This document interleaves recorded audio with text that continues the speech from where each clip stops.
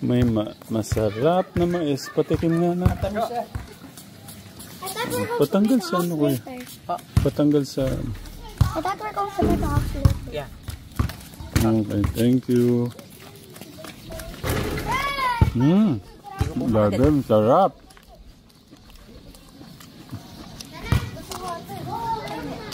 Ito yata ang dinugas ni Tito Darius kanina sa mission niya. Binigay ko siya. Binigay yung iba. Nakilala yung takrap. Okay. Nagbigay siya ng 20 piraso. Yung taga ano, malapit kila Kuya Aiden. Oo. Nakakatuwa, no? Madaanan kami na. Yung bata pa, mga 6 years old, pinakabata. Namumulit silang mais. Pero hindi naman sila, ano, natuwa ako. Hindi naman sila ganong hirap talaga. Sinundan ko sa bahay nila eh. Gusto nila lang makatulong lang. Parang masipag lang sila. Parang ako lang nun. Kumare may ano dyan, harvest dyan na kamatis.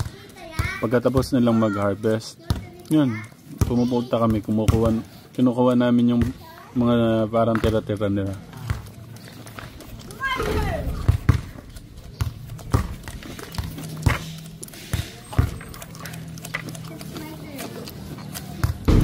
Si Kuya Darius, hindi pa nakontento sa ano. Panata ko na ito na.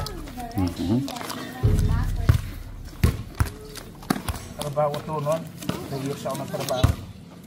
Tagaytay. Yung ano, balay ni Sticker sa Jamaica, nung Managina. Ay, thank you, Nak.